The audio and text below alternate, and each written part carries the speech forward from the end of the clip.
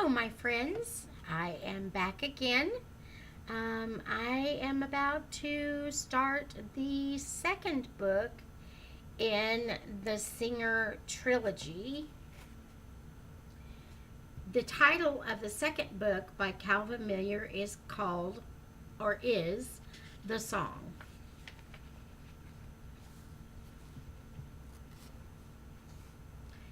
Chapter 1. In the middle of the faithless sky, there hangs a small, dark world that once was green and blue. Some say it killed itself by stabbing all its lovely lands with deep atomic wounds. Some say it took an overdose of hate. When words are rare as gems, then sentences are mined at great expense. In such a time, the tiny planet Terra swung its mindless orbits in constant hunger for a word that would not come. Silence stalked the universe, and Earthmaker would not speak.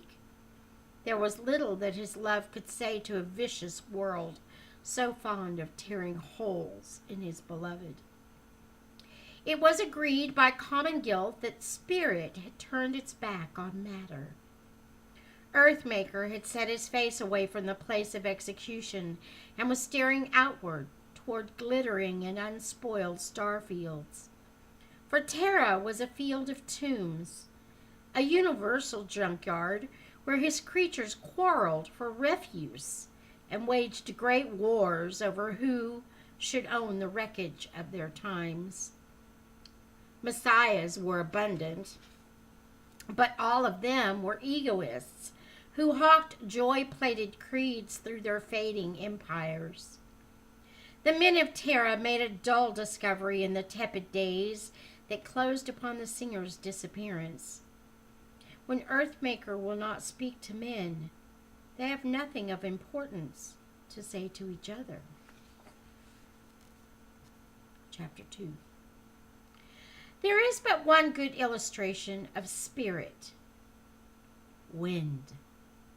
Everything else is too visible. When spirit comes to flesh, gales rage and zephyrs scream. When he withdraws, air stagnates, and insects build webs in the rotors of the silent mills. The madman spoke only words that would not wait, the small and mindless things it took to keep life at a distance great enough to breathe. The thick, hot air clotted commerce and forced all men to wade its deadness. The desert leered at villagers and waited for the condors for life to change to carrion. The madman took his turn in the line at the village well. Like all the rest, he held a bucket which he hoped to fill. Everyone in line still nursed the fear that the ancient well would fail. When it did, the town would die. Each man hoped for rain and begged the question, when comes the wind? The madman felt the final hint of moving air the day the singer left. The day the sun moved closer and the breezes stopped. Half-truths had festered in the lifeless air, for most believed the lie, which taught the singer had died that shrouded night the timbers tumbled to the ground. Rumors raged. Doubt was universal, for the scholars agreed that no one could live through the cursed ordeal of the machine, much less its fall from ancient battlements. There were some who said the drought that fell upon the world was the vengeance of the mountain gods, angered at the cruelty of holy men who murdered only when they wore the sacred garb of priests. Some said it thundered twice each day at the precise and awful moment that they broke his hands. Yet it never thundered on the plains, only in the highlands. The sun kept shorter nights and walked a slower arch across the cloudless skies. The dry earth cracked its wrinkled, powdered crust. The well rope grew dry further down its braided coil, and the water bearers fell at midday under the shaded eaves. Chapter 3. What do you have, young prophet bold? Some new wide dream of scope? Written by fire in the snowy cold on silver plates of hope? I found him under a tree grown old and hanged with doctrine rope. Some said he thought the tree was young. On the first day of the month of Creos, an old woman came from the mountains, and, bent above her gnarled stick, she made her way from door to door. She sang in feeble syllables the song the grand musician once had sung before the official executioners. She bore a weathered scroll beneath her battered sleeve and sang her tuneless, toneless, tasteless dirge. She was deaf, but quite devoted, committed to the creed she sang aloud, but had not heard in years. They asked her if the wind blew in the mountains. She could not hear, but the musty odor made it clear no breeze had blown on her. Her scroll had not been ruffled by the mountain wind, nor moistened by the rain. The dust upon the ragged roll had not been stirred to rise or settle back again. While she stood in line before the well, she died. She did not fall. She only stared in death as she had stared in life. And no one seemed to know the instant of her passing. The village sexton found her hard to bury. Her passing seemed a little matter. No one mourned. The first of Creos passed, and on the second of the month the madman prayed again. Earthmaker, Father of the singers, send us now the ancient wind of promise. He knew the wind he craved would bring the rain. He knew that Terra's lover was also the keeper of the winds, and while he could not know the exact galactic place, he knew the great Father Spirit sat starward in the breeding place of suns. His light-blazed dais was founded on the filaments of constellations never seen on Terra. And there, where all the universal light converged, and slightly to the right, stood erect the object of all universal joy. The singer, who waited for Earthmaker to send him back again into the world that they both loved. As the planet measured time, the time was near. The third of Creos stood just a dawn away, and when it came, the court of ages gone would wait in rapt salute until the singer folded all his singing soul into the gracious wind. And then the raging gales would leave the splendor of foreverness and break in hurricanes of love upon the thirsty world. The madman rose from prayer and walked at noon toward the well. In the burning way, he met a man who bore a shovel and a scroll. "Good day, sexton," he called. "You feel compelled to bury scrolls?" "No, madman, I took it from the old woman who died in the water line," the sexton answered. Old women should be buried, but never books. Do you read?" "I read," said the madman. "Then here," said the sexton as he handed him the woman's one possession. The madman took the roll and stared in fascination at its crinkled skin. "Book is old," he thought. "She must have started writing it when she was very young." He waited for his measure of water, and then he left the well. He entered his barren room and waited in the shuttered silence for the dusk. He ate a crust of bread and drank a little water. The water, like the earth, was dead. Nothing sparkled on the tongue. When darkness came, he lit an oil wick and broke the heavy seal. Excuse me. Broke the heavy seal upon the scroll. It opened to the very place of promise, and the ancient words stared up at him. The writer was the woman prior to her blindness, he said into the gloom. She had indeed written all the scroll, the strange old Amazon, whose stories coursed with dragons and winged creatures she had seen. Sometimes she wrote of armies, their conflicts set in blood, and then again she told of shepherds singing songs and maidens deep in love with unremembered shakes.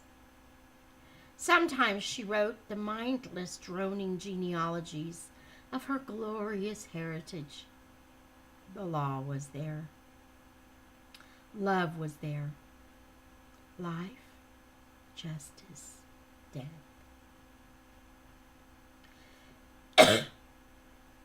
The lamp burned low before his eyes fell on the song of promise. The text came up in joy and hung about him, robed in the simple glory of its years. Oh, clap your hands, you dying heads of state. His love will come to cleanse the practiced hate of fallen Terra. Joy will come again to fill the deserts, level mountain chains. Earthmaker is in love with loveless men. The God of storms and keeper of the winds will come. The Father Spirit's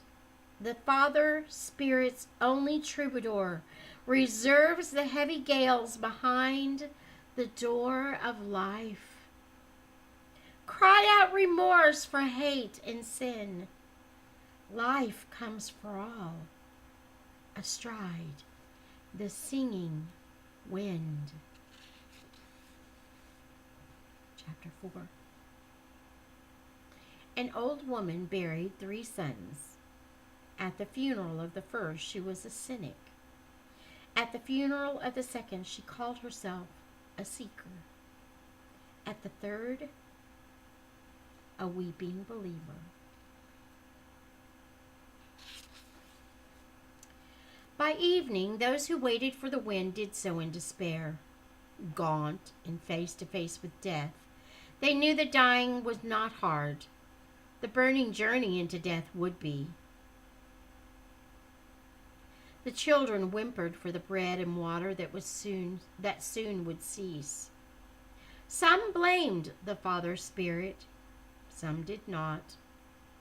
The yellow earth, like dry rot, stole the hope of day and caused old men to pull their leprous rags about their ochre faces and spit into the jaundiced sky and curse Earthmaker. A mother of twins stood waiting while the dry well rope uncoiled from around the crank. She heard the clatter of the empty bucket on the rocks below. The rope began to wrap itself around the windlass once again. When it reached the top, the bucket and the rope were dry. So were the men of Terra, for the time they feared had come. In hopeless hope, the rope was once more lowered in the well. Again, the bucket came up dry. Anger swelled, and a temper-ridden man strode to the well and grabbed the sexton by his coat. He raised his voice indignantly and cursed the sexton for the failure of the well. His babbled threats were sounds that never would make words. The sexton, paralyzed, struggled hard to understand. He tried to speak to his assailant, but his earnestness was also lost in strange new sounds. Another man came from the crowd to arbitrate, and though his sounds were syllables apiece, he too could form no words. Fear came upon the city. Words like water ceased to be. Paragraphs of gibberish proceeded, but not communication. Wails, without words, rose from the yellow dust. Anxiety closed in with night. A wordless mass hysteria became the common dread that each one knew but none could speak. And when words die, the little fears become the terrors of the night. They knew that death would come, and when it did, all men would die without a cry of hope or sensible despair. No final statements and no eulogies, no reaching out for touch.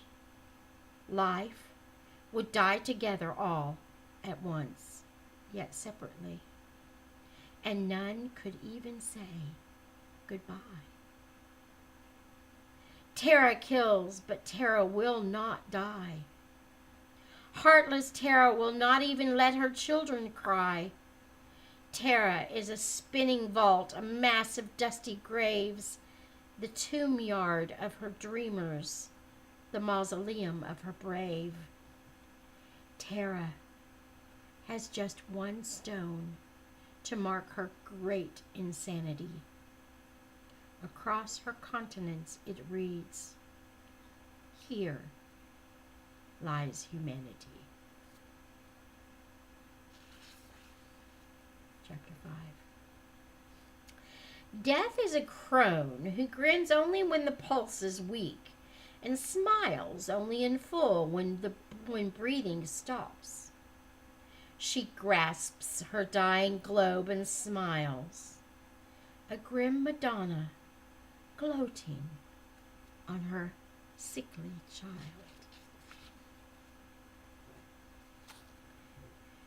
As the wail rose in the streets, Sarkon, the world hater, smiled at a triumph which he knew would be short-lived. He braced himself for what he saw ahead.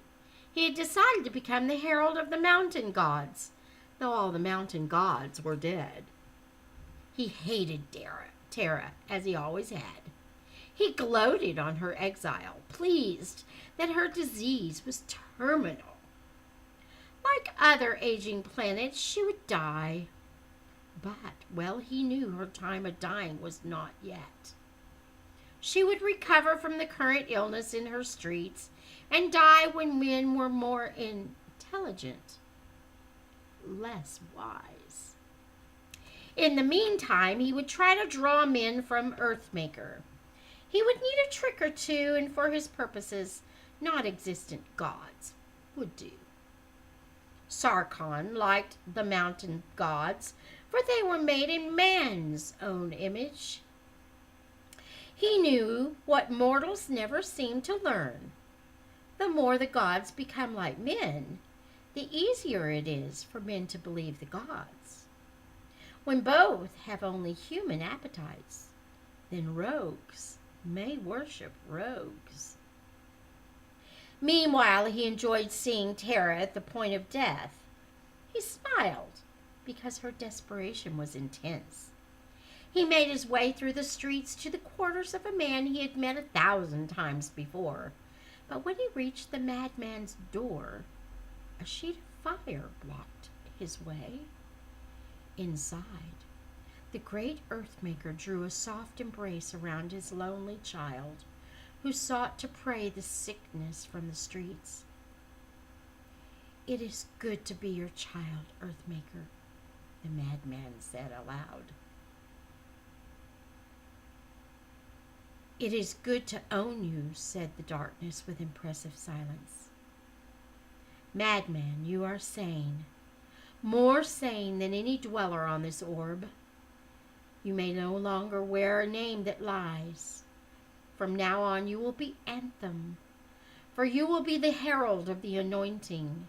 The power of Earthmaker will be yours, to bear the singer and his song before the kings of Terra." Then Anthem fondled his new name and turned it over in his heart.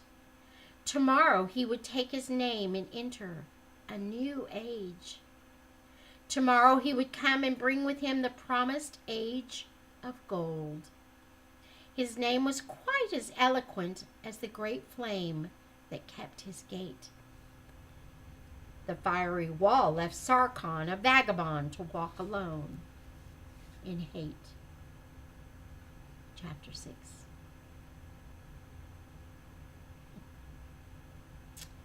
It takes a breeze to make a banner speak.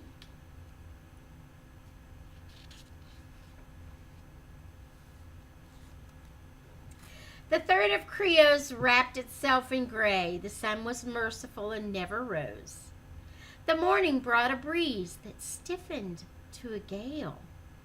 The welcome smell of sweet young rain became a furied hint of promise the heavens shortly kept. Rain drenched the earth in torrents of the love that great Father Spirit now scattered in the dust. So Terra came alive, and people ran into the streets to feel the water and the wind. None were ashamed to see themselves soaked in driving, blinding rain. It was the changing of the age, the great fulfillment of the ancient vow the woman wrote down in her scroll. And as the rain streamed down his face, Anthem also praised Earthmaker that his beloved had come back. He stood and shouted out above the crowd, "Earthmaker rides the wind! The singer has returned!" Silence roared. Sound ripped through density. Communication coursed again through human isolation, and Anthem spoke, no longer gibberish, but words and sentences, and all his words were understood. "How is it," cried the crowd, "that we now hear with understanding, and the gift of words is given?" When Anthem raised his hand and called the wild excitement to a calm, the wind made way for the words. His wind song then began. The eagle has returned. The shattered sky has fallen back, and Terra's victory is sure. The singer whom we caused to die has come to slay time with infinity. The Father Spirit and his troubadour have brought the great invader and his age of gold, for they were old when nature tore away the vacuum at its heart. Love raged, and then the trebled spirit mystery was won. Yet love, begun in open space, would swell in joy till one was three, his factor of infinity in grace. And never shall his Terra understand this cosmic riddle born ahead of men, how spirit can become a sinewed hand, and then a cosmic spirit once again. Never was it one, but always three. Never was it three, but always one. Claiming boldly it would always be, yet crying out it never had begun. Let men embrace the rain.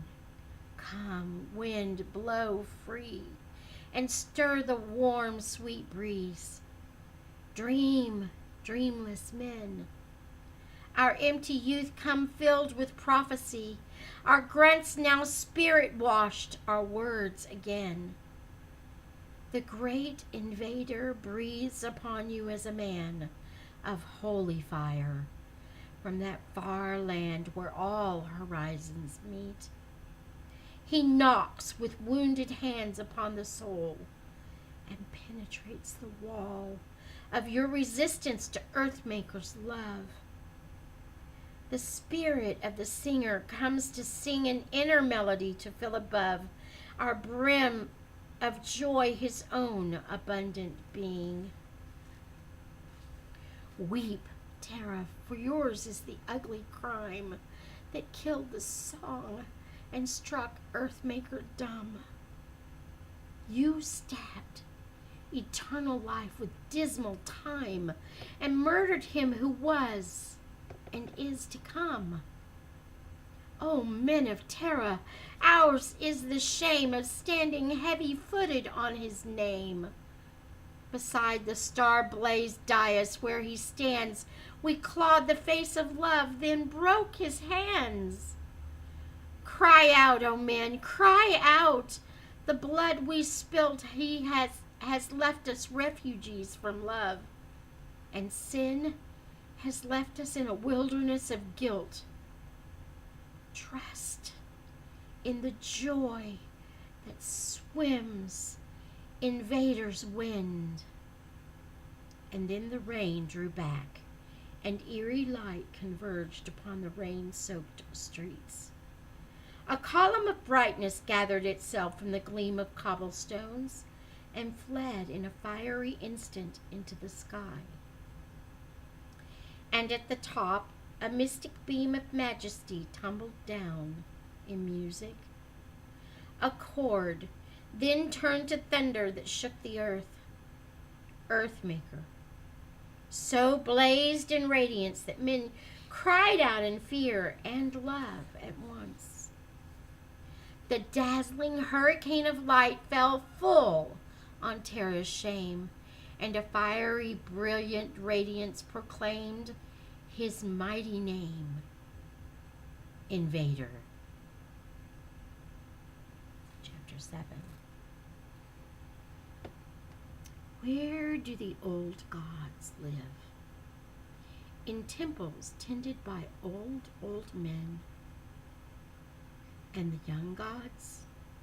In young men who dream of building temples, so that they will have something to tend when they are old men. It is better to believe than dream, for dreams grow old, and so do dreamers. Dreamers die, but not believers. An old man lifted up his face and wept before the transfixed crowd. He called out through his tears, "What must I do to be unchained?" And Anthem answered, "Admit your emptiness. Open to the wind. Receive the stigma of the singer." "I will. Come in, Invader," he cried into the swirling radiance. He held his leathered face in wrinkled hands, and when he took his hands away, he wore a strange, new countenance of light. Anthem reached down and scooped a handful of moist earth. "Do you believe the singer is alive, and that he is Earthmaker's son?" "Yes," cried the old man in a husky voice, choked by the fullness of his joy. "Then," said Anthem, "receive the stigma." He traced upon the old man's face the singer's sign with earth and spoke. "It is only out of Terra's shame that men of Terra wear the name of Singer, Prince of Planets, Troubadour of Life." And then he placed a small amount of the remaining soil in the old man's hand as he breathed the last lines of the stigma. "Remember, as your hand is stained, that his was crushed and torn by pain, that men of Terra fully know there is no depth he would not go to love. Earthmaker, Singer, and Invader be the substance of infinity."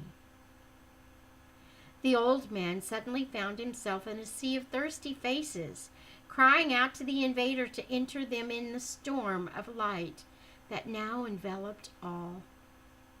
Hundreds were invaded, and the singer added to this number all who were unchained and had received the stigma. Their foreheads were smudged with the singer's sign, and their hands bore the symbol of his wounds. The day was long and lovely, and Substance slept with 1,000 hearts by fall of night. It was the dawning of the age of the invader. Chapter 8. The fable reminds us, a witch may beguile us with apples. Beware old women selling green fruit. Their sales deceive. Who spares a witch may but a serpent save. A dying dragon digs a witch's grave.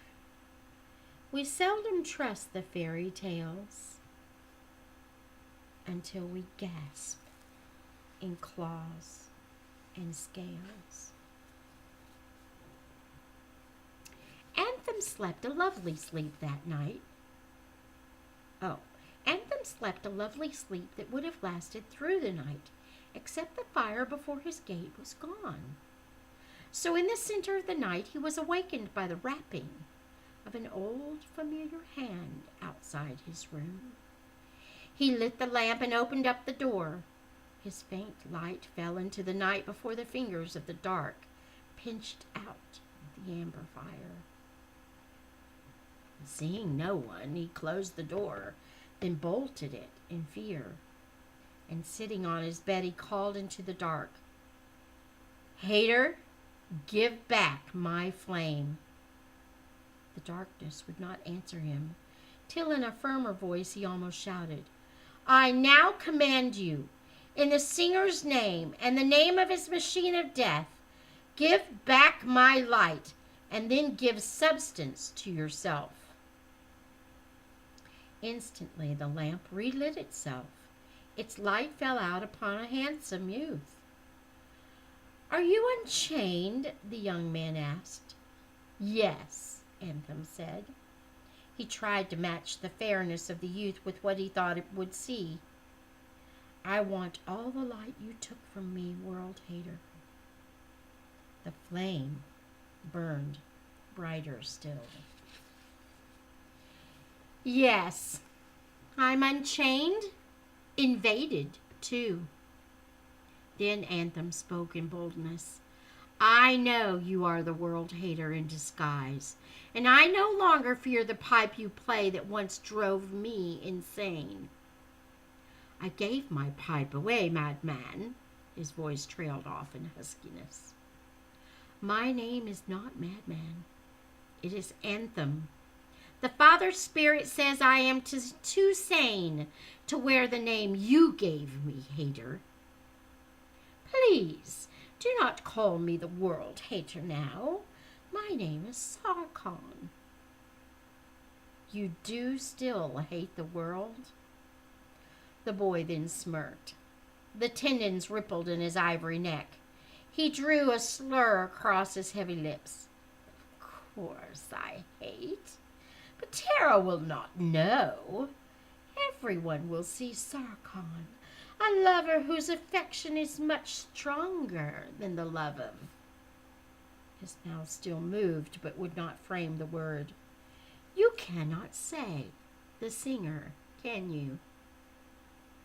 Your hate has no coordination for such a lovely name." "Yes," the youth went on, "I, Sarkon, will pose as Tara's lover, try to pry from her track and roll her into some galactic hole filled with stellar putrefaction. I am committed to her last destruction. I have infected every corner with the desire for power and greed, as you will see. I have smeared the continents with lust for blood. Not even your invader can swab clean. 1,000 were unchained today," said Anthem, "but millions are still mine and hate the myth you love." "It isn't myth, hater. I've told you that my name is Sarkon now. Do you notice any newer facets to my form, Anthem?"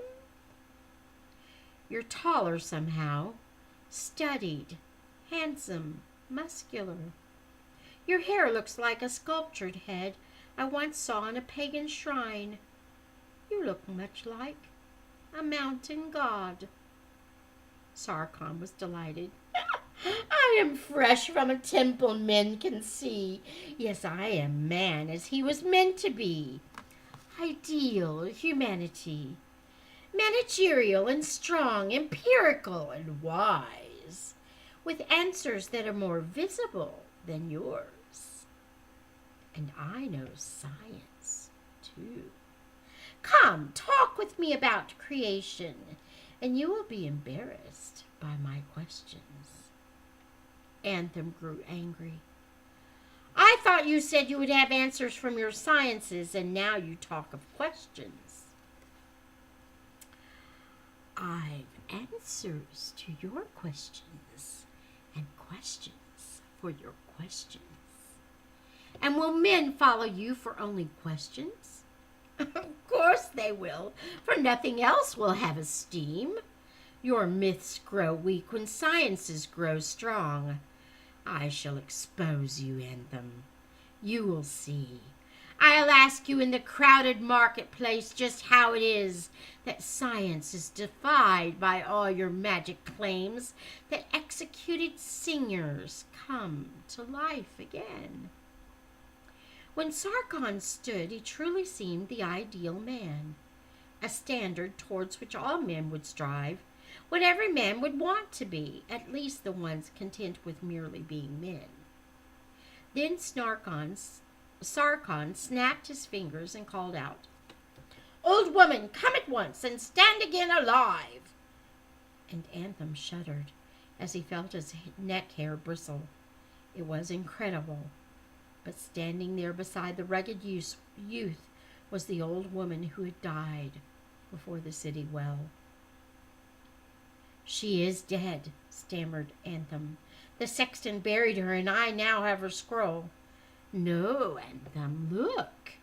She's alive, just as you claim your great lover is alive."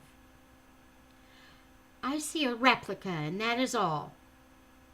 Anthem stopped his speaking, and looking up, he called for more authority than he alone possessed. "Earthmaker, father of the singer, remove the woman's mask, and let us see what treachery this is." The woman groaned and stumbled to her knees. At once a hideous strength fell scaled upon the floor and slithered over Sarkon's feet. Its green-brown gills croaked out a strange defiance of the presence in the life of Anthem. "Sarkon," he said, "it was nothing but a trick. It was only a dragon that you feed in your great pit." "Perhaps," replied the youth, "but some who do not know the singer will believe this monster is the author of the scroll you have. Between this woman and myself will lie a path of blood for you. You cannot win, poor Anthem." "Take your ugly pet and go," he cried. They left in fiendish laughter that rattled windows and vanished in the air. Then peace acquired the place that conflict had so lately held and stayed the night. Anthem slept. But Sarkon waited for a student whose troubled mind and heart had never met. Sarkon vowed they never would.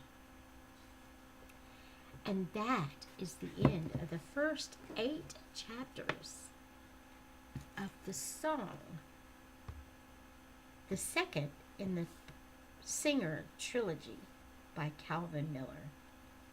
Until next time, may the Lord bless you and keep you. May he make his face to shine upon you and be gracious to you. May the Lord lift up his countenance upon you and grant you his peace.